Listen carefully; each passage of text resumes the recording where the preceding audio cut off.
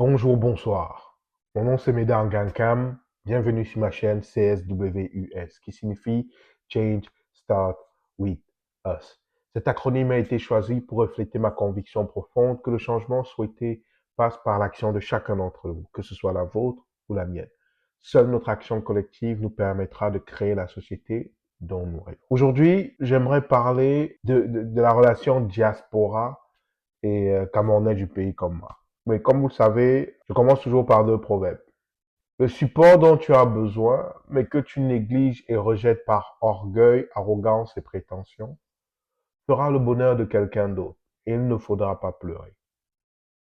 Le second, c'est on ne découvre la valeur de l'eau que le jour où Camwater décide de la couper.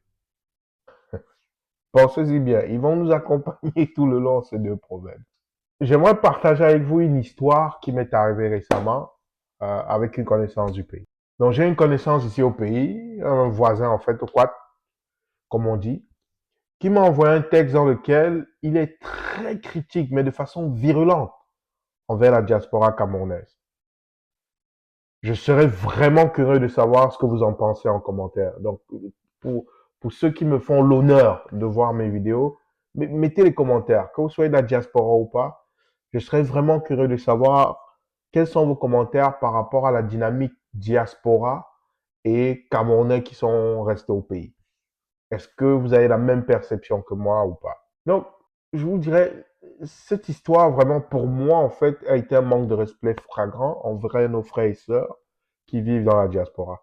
Ça m'a beaucoup peiné, en fait, parce que cette connaissance que j'appellerais Mathieu pour les besoins d'exercice est pourtant très scolarisé, hein, d'une grande intelligence académique, et en plus, c'est un entrepreneur. Et j'étais très peiné de voir qu'il ait pu parler de nos frères et sœurs de la diaspora ainsi, avec autant de véhémence. Mais permettez-moi de vous lire le texte, d'accord?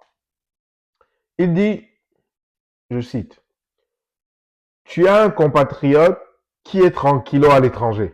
Il te donne chaque jour les conseils sur comment développer le pays. Il critique le pays avec violence, surtout notre niveau de paresse et de pauvreté. La même personne de la diaspora en question n'a absolument aucun projet en cours d'exécution au pays. Mais elle est là, elle joue les intellectuels, les politiciens. C'est vraiment le monde à l'envers. Je n'écoute absolument aucun conseil de quelqu'un de la diaspora sur les choses à implémenter au bled. Je dis bien aucun. Tant qu'il bavarde sur ces choses de loin. Parce que c'est tellement bourré de biais. On fonctionne avec les gens du terrain, pas les philosophes.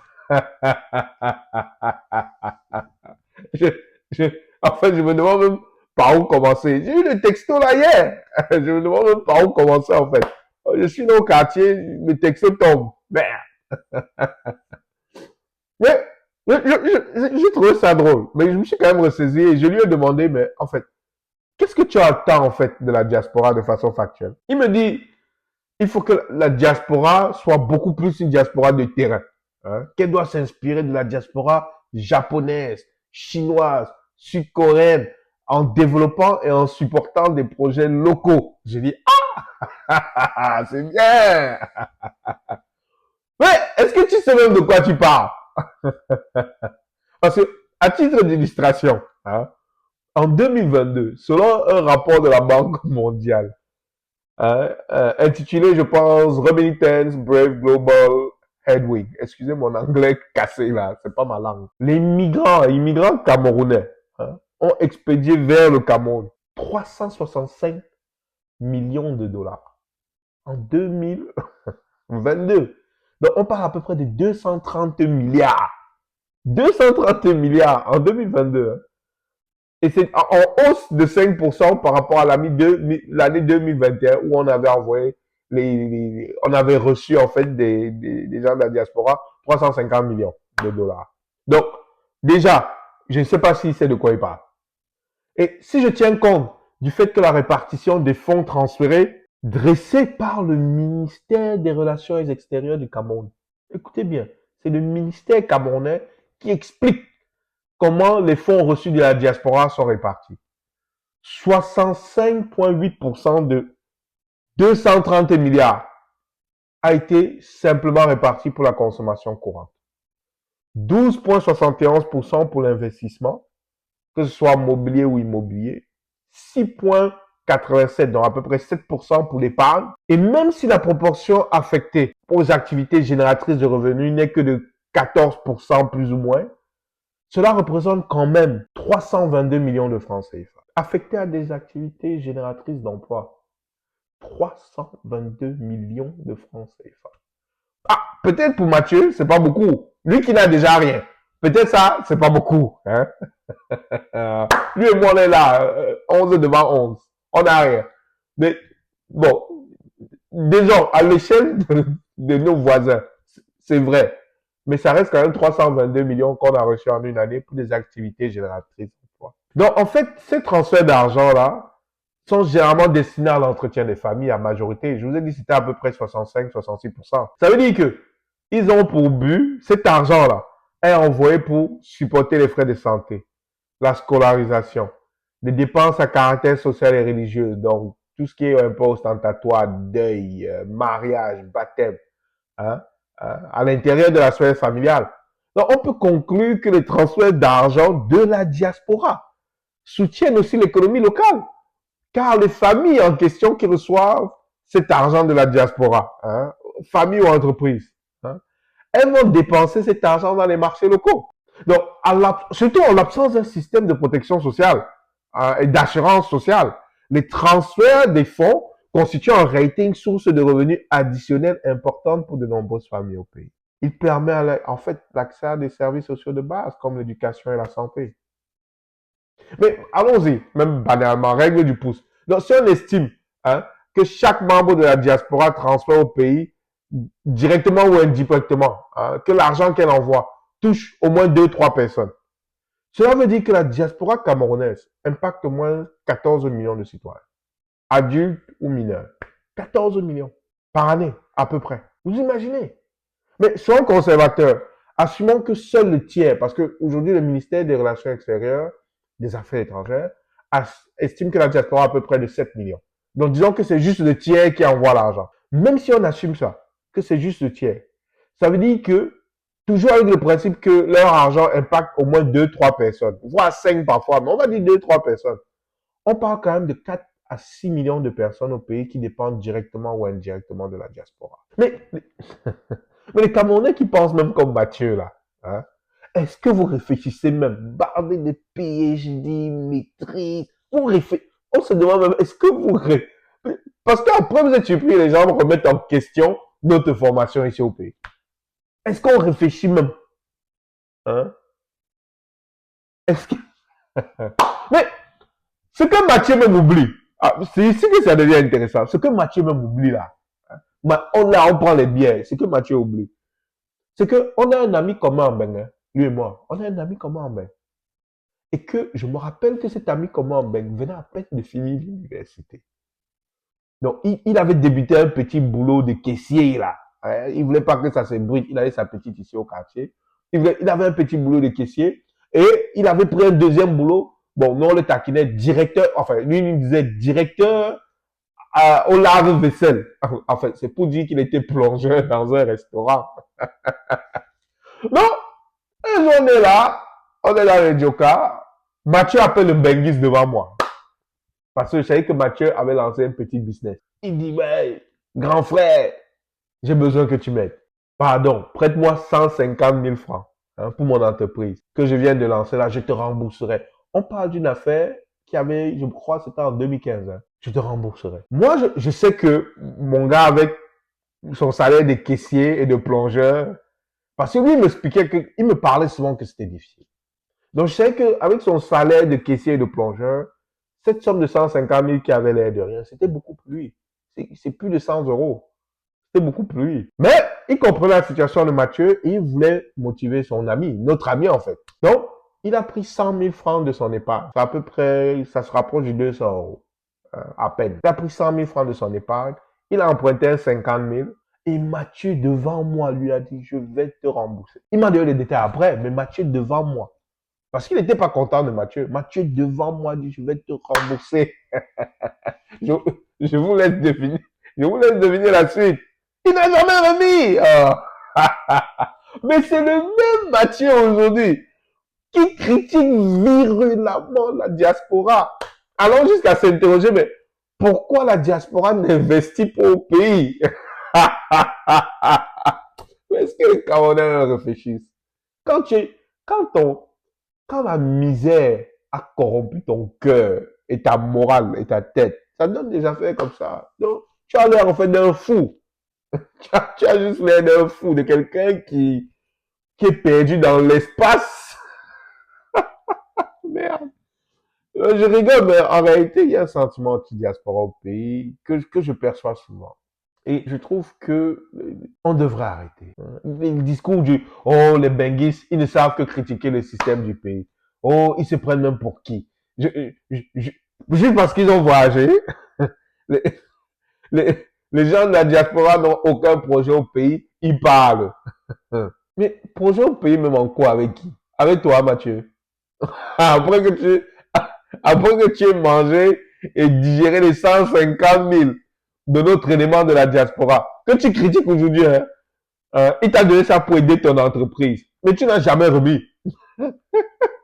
Aujourd'hui, tu dis que tu ne comprends pas pourquoi il n'investit pas. Mais la bonne question, c'est ça. C'est de savoir, mais pourquoi la diaspora n'investit pas plus que les 320 milliards, les 200 et quelques de milliards qu'ils mettent en moyenne par année? Pourquoi? Ça, c'est la bonne question. Au lieu de dire, ah ouais, la diaspora, il devrait se taire, ils ont même quoi comme projet? Il faut se demander pourquoi la diaspora n'a pas de projet au pays. Comment ça se fait que la diaspora nigériane, pays voisin, est beaucoup plus active que la diaspora camerounaise au Cameroun? Pourquoi? Est-ce que les gens ne veulent pas l'argent? Vous connaissez quelqu'un qui fuit l'argent? Moi, j'en connais pas. Donc, la bonne question, c'est ça. Pourquoi est-ce que la diaspora camerounaise n'investit pas plus d'argent? Parce qu'il y a plein de Camerounais que je vois souvent dans les YouTube, les machins, qui ont plein d'argent à l'étranger, qui investissent ailleurs, même en Côte d'Ivoire. Mais voilà un autre. Si c'est Philippe Simon, il est en Côte d'Ivoire, non? L'ingratitude et l'arrogance, vraiment. Mais c'est vraiment pour cela que nous sommes pauvres. C'est vraiment pour cela. Oubliez l'Occident, le franc CFA, toutes vos autres excuses externes là. C'est nous-mêmes qui sommes nuisibles au développement de notre pays. Je vous le dis, c'est nous-mêmes. Il n'y a personne d'autre. C'est le même Mathieu qui va venir m'expliquer oh, comment la diaspora chinoise, sud-coréenne et japonaise ont aidé le développement de leur pays. Mais si les Chinois et les Japonais restaient au pays, avaient dit je n'écouterai plus ces Chinois-là, Japonais ou sud-coréens qui sont sortis, il ferait mieux de se taire. Hein? Ils ne m'apportent même rien. Ils conseillent quoi? Ils ont quoi au pays? Est-ce que vous pensez que la Chine, le Japon et la Corée du Sud seraient là où ils sont maintenant? Hein? Vous savez, pour moi, la diplomation n'est nullement un signe d'intelligence. Parce que sinon, comment expliquer que quelqu'un d'aussi diplômé que Mathieu puisse avoir un raisonnement aussi bête? Alors qu'il a lui-même arnaqué un compatriote de la diaspora, il se plaint il se plaint que cette dernière n'investit pas au pays. Enfin, je veux dire, dans ses projets à lui. Parce qu'à la fin de la journée, c'est ça. Et qu'un autre ami, à lui et moi, un autre ami qui nous a raconté qu'il a voulu offrir une bourse d'études dans une université au pays. Les personnes responsables lui ont demandé de le choco s'il veut que ça se fasse. On parle de bourse d'études destinée à des jeunes Camerounais et Camerounaises défavorisés. L'université a dit barré, qui a le cinquantenaire de l'université qu'il faut d'abord graisser la patte, faire un geste pour le cinquantenaire de l'université avant d'offrir la bourse à des jeunes Camerounais pour leur permettre de suivre des cours. Donc, payer l'université, hein, c'est pas que c'est gratuit. Payer l'université. Vous voyez? Ouais. Le manque d'humilité, l'arrogance et la jalousie que nous, ici, au pays, au quartier, on a pour nos frères, ce sont eux les vrais freins au développement de notre pays. Les sociétés ayant débuté comme nous, et je dis bien toutes les sociétés qui ont débuté comme nous, et qui s'en sont sortis et sont devenus plus avancés que nous, sont celles qui non seulement ont embrassé leur diaspora, mais ont accueilli ces dernières à bras ouverts, élevé ces dernières et surtout ont écouté ces dernières. Je ne dis pas que tout ce que la diaspora dit est bon, mais il y a beaucoup de choses qu'elle a à nous apprendre parce qu'ils ont vécu quelque chose de différent. C'est comme si tu es là, tu vis en 2D, tu rêves de la 3D. Quelqu'un qui vit dans la 3D vient t'expliquer quelque chose, toi tu dis ah, que tu parles même de quoi, hein? Viens d'abord ici en 2D, fais les choses en 2D pour que je puisse t'écouter ta 3D là, on s'en fout. Mais tous les jours, on est dans le quartier, tu dis ah ouais, si c'est bon, on avait la 3D. Quelqu'un qui a la 3D vient pour t'expliquer, te dit ah, voici ce qu'il faut d'abord nous. Quand tu dis non, laisse ça, viens d'abord ici, on vient en 2D. Est-ce que vous êtes même normaux? Est-ce que c'est même normal même? Ah, et quand même, hein, et quand même. Moi, j'appelle même plus le Cameroun le continent. D'ailleurs, je n'ai jamais appelé le Cameroun le continent. C'est le condiment. Le Cameroun, c'est le condiment. C'est bon pour la cuisson. C'est le condiment. Vraiment, au lieu d'écouter d'abord, prendre ce qui est bon, laisser ce qui est mauvais. Sachant que l'apprentissage débute par l'écoute. L'apprentissage débute par l'écoute. L'écoute avec les oreilles et avec les yeux, parce qu'on écoute avec les deux. Je me demande même souvent, mais pourquoi ici au pays on a autant de rancœur envers notre propre diaspora, nos frères et sœurs? Pourquoi? Est-ce que quelqu'un peut me dire concrètement en commentaire, qu'est-ce que la diaspora a fait au Camerounais locaux? Qu'est-ce qu'elle nous a fait ici, à nous, au pays? Ceux du pays là, est-ce que vous pouvez me dire qu'est-ce que la diaspora nous a fait de mal concrètement pour qu'on puisse être aussi véhément envers elle? Est-ce qu'elle nous a privés d'eau et d'électricité? C'est elle? Est-ce que c'est la diaspora qui nous coupe le courant ici?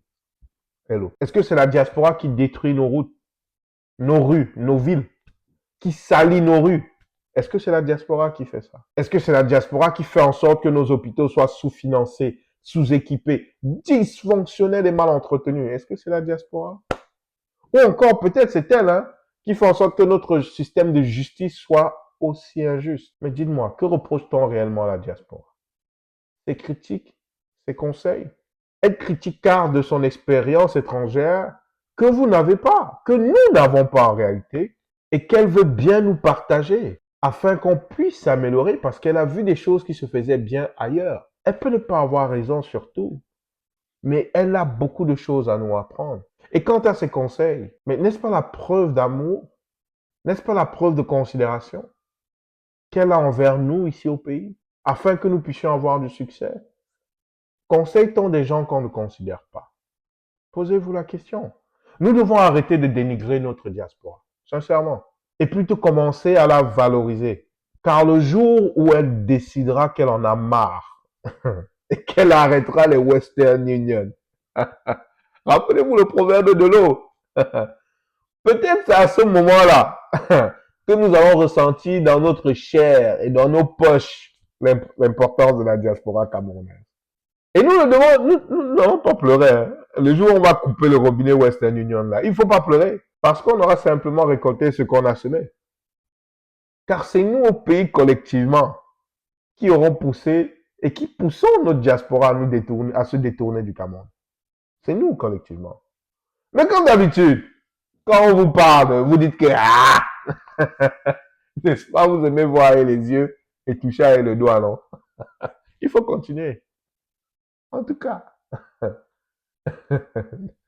ne dites pas quand vous n'avez pas prévenu. Car à la fin, chacun apprendra à son rythme. C'est juste le rythme.